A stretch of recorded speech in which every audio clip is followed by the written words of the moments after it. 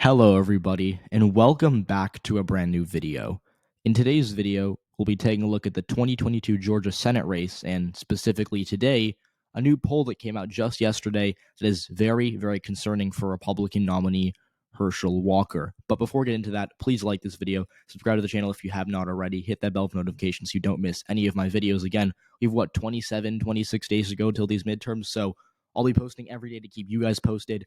Hopefully, if you're not subscribed, you'll do that right now. If you are subscribed, please click that bell. And if you've done all those things, great. Thank you so much. We're going to keep the content coming every day for the next 26 days because there's so much to unpack, so much to talk about. You know, there's so much content that I have scheduled that I don't even know if we'll be able to get through it with one upload a day, before November 8th. So a lot of stuff going on. Very exciting time in American politics right now. But let's just talk about this Georgia race today because it is getting bad for the Republicans. So in case you missed it, a bunch of scandals broke last week from Herschel Walker. Dating back to June, we already knew that Herschel Walker had, parented several children. Not really parented, but he actually did the opposite. But he had several children out of wedlock, and they're with other women. He had domestic abuse allegations that seem fairly credible. They're now airing on ads all across the state of Georgia. There is an ad where one of the women that Herschel Walker allegedly abused says, he held a gun and said, I'm going to, blow your brains out. So we have stories of Herschel Walker that are very, very concerning. There's scandals, and regardless of whether you believe them or not, regardless of what you think of Herschel Walker politically, very damaging to him, as someone running for office. It's not a good look in the eyes of basically anyone. And so very, very tough for Herschel Walker to be walking into this race with that level of baggage.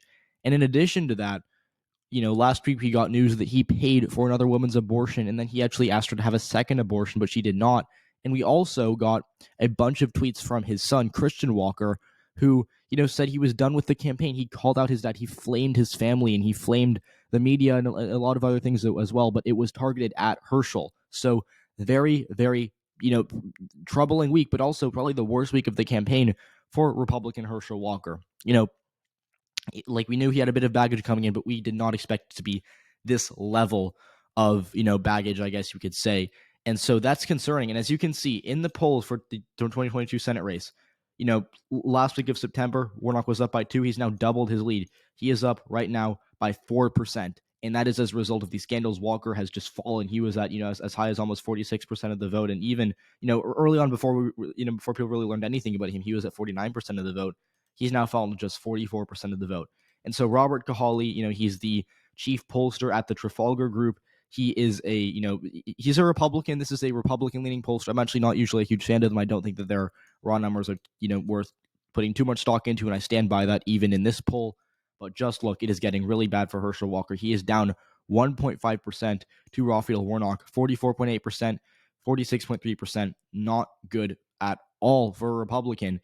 Another thing to note here is that Chase Oliver, the Libertarian candidate, is at 3.7% of the vote. He has surged from Trafalgar's last poll. And again, if you look at the Trafalgar polls, even from just a month ago, they were very good for Herschel Walker. He was up by 1% in this poll, and I believe even before that we had one more Trafalgar. I might be wrong about this, but maybe we didn't have a Trafalgar. But in the 2 Trafalgar polls we've had, he was up by 1 here, and now he's just down by 2, and he's really kind of collapsed. And it's also, like I said, it's worth noting that Chase Oliver, now at 3.7% of the vote here, he has surged. He has more than doubled what he got in the last Trafalgar poll. And I think that's because there are a lot of, hardcore conservative Republicans who would never vote for someone like Raphael Warnock, who were probably going to vote for Herschel Walker, but after this abortion stuff broke, said, I can't do it, especially if they consider themselves to be anti-abortion or anti-choice or pro-life, whatever you want to label yourself as.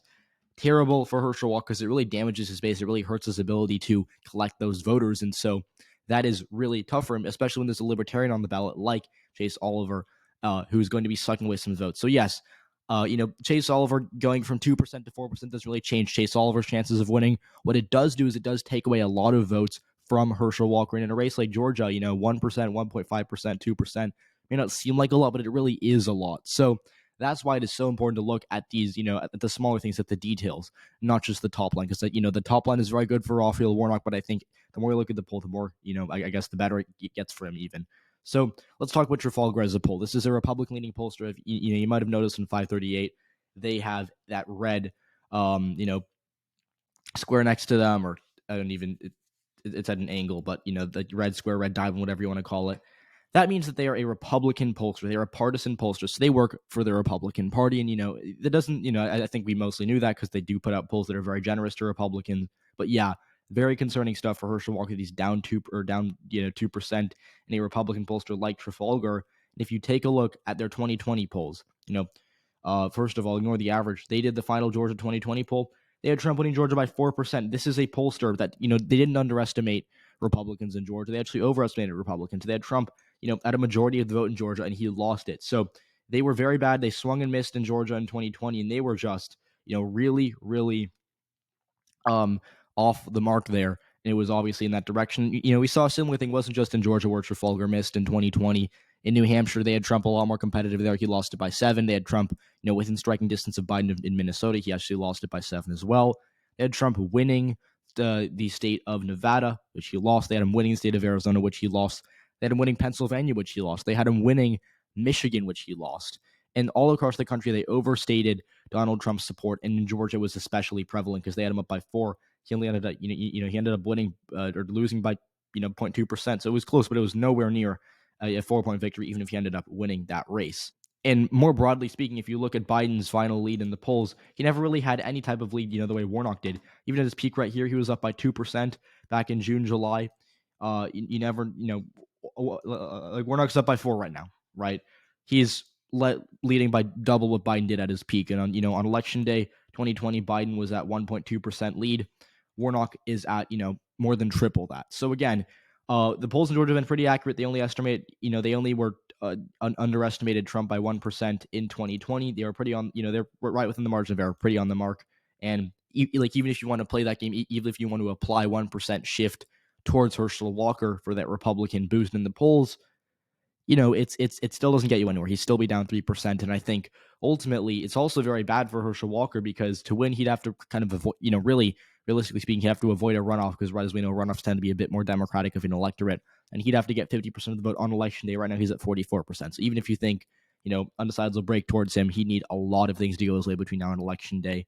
That's why I'm pretty sure he's in a lot of trouble right now. Again, he could still win. It's not a safe Democratic race by any means right now, but it is getting really bad, really fast for Herschel Walker and the Republican Party. So just thought I'd talk about this.